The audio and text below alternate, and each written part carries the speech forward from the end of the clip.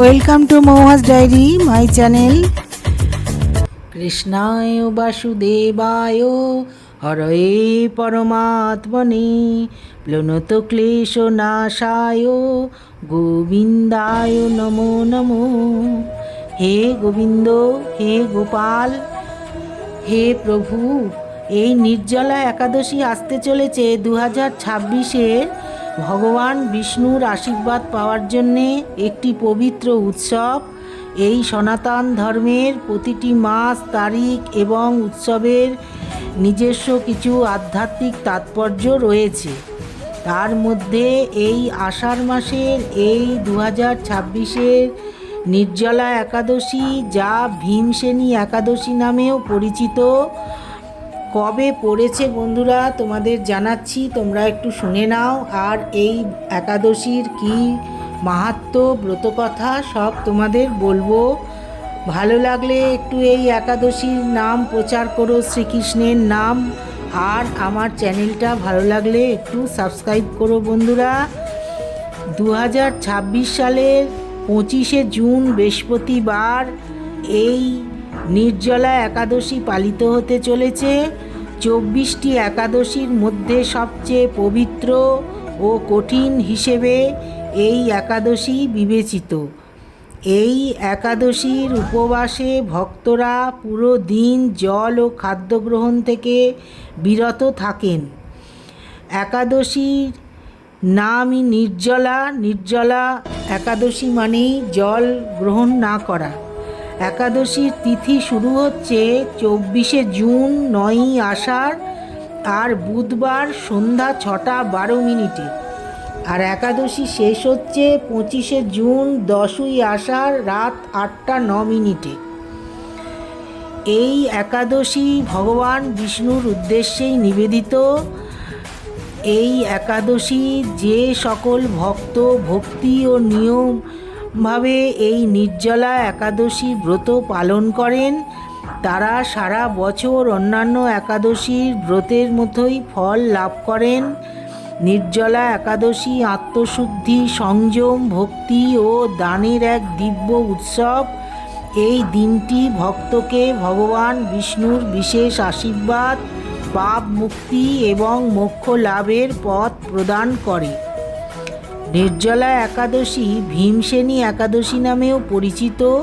পৌরাণিক কাহিনী অনুসারে পরাক্রমশালী ভীম খাদ্য ছাড়া বাঁচতে পারতেন না।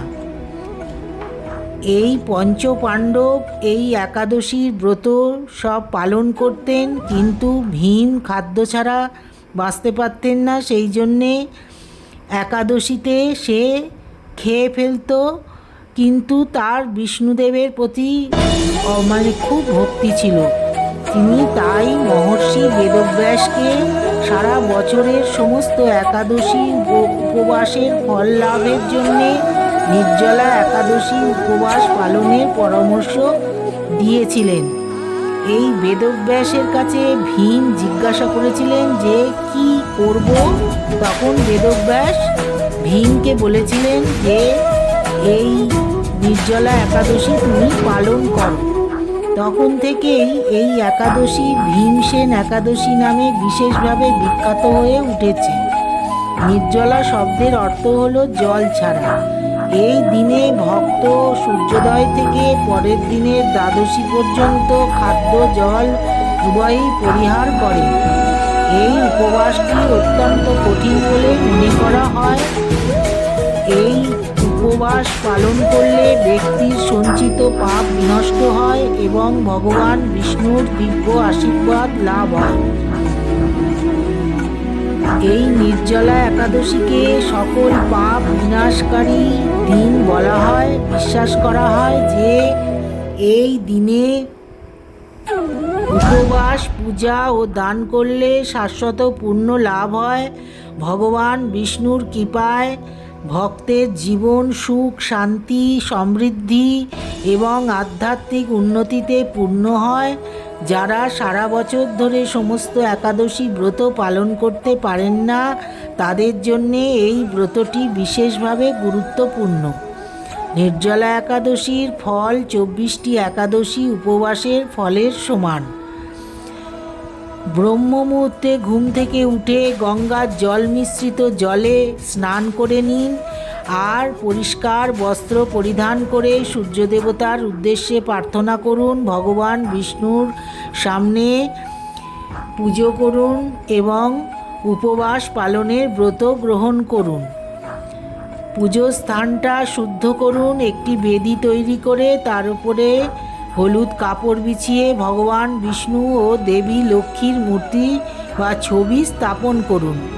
ভগবান বিষ্ণুকে চন্দন দিয়ে হলুদ ফুল ধূপকাঠি বিশেষ করে তুলসী পাতা অর্পণ করুন।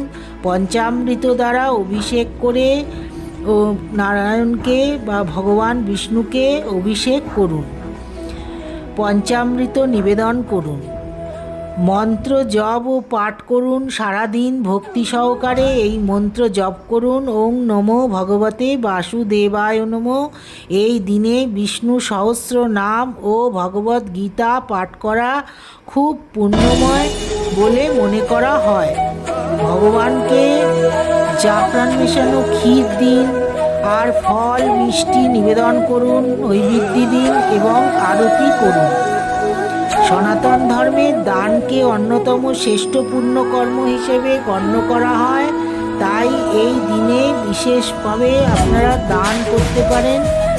দানের এই ধর্মগ্রন্থে আমাদের বলা আছে যে এই নির্জলা একাদশীতে কিছু কিছু জিনিস দান করা উচিত, যেমন খাবার, খাদ্য, জল ভর্তি পাত্র, পোশাক, ফলমূল, গরিব মানুষকে খেতে দেওয়া, তাদের অর্থ দান করা, যা খুব ভালো